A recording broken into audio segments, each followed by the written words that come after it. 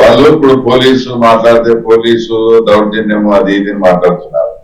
ఇంతవరకు పులివెందులకు సంబంధించి అక్కడ నామినేషన్లు వేసింది 11, ఆల్రెడీ 11 నామినేషన్లు యాక్సెప్ట్ అయినాయి.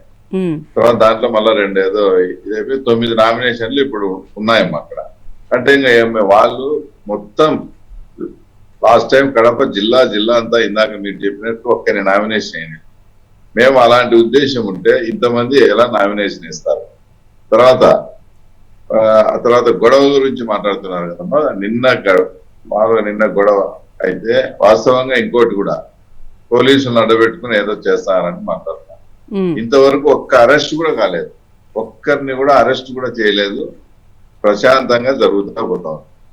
నిన్న జరిగిన ఇన్సిడెంట్ ఏంటంటే పోలీసులు ఇద్దరు ఒకటే ఊరికి అందుకుపోయి క్లాష్ కాకుండా ఉండేదానికి వాళ్ళు కొన్ని రూట్స్ చెప్పి తర్వాత ఈరోజు మీరు ఆ పంచాయతీకి వెళ్ళండి, తర్వాత మీరు ఈ పంచాయతీకి వెళ్ళండి అని వాళ్ళు క్లియర్ గా ఓరల్ ఇన్స్ట్రక్షన్స్ కూడా ఇచ్చారు. ఆ ప్రకారము పులివెందుల మండలంలో కనంపల్లి తర్వాత మోట్నూతలపల్లి గ్రామాలకు అవినాష్ రెడ్డి గారుకి పర్మిషన్ ఇచ్చారు ఆయన ప్రచారం చేసుకున్నారు.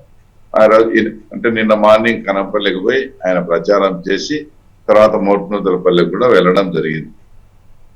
అలాగే టీడీపీకి సంబంధించి మాకు నల్లగొండవరిపల్లిలో మాకు ప్రచారానికి వచ్చేసి అనుమతించారు.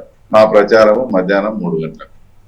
ఆ లోపు ఇక్కడ ఎవరైతే నిన్న వేల్పుల రామలింగారెడ్డి కానీ ఇంకొకరు కానీ నల్లగొండవరిపల్లెకు వితౌట్ ఎవరు ఇన్ఫర్మేషన్ లేకుండా ఈయన రమేష్ యాదవ్ తీసుకొని అక్కడికి వెళ్ళారు.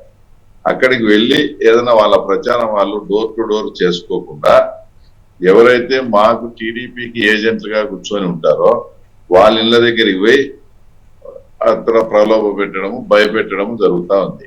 ఆ విషయం వాళ్ళు వీళ్ళకి ఫోన్ చేయడము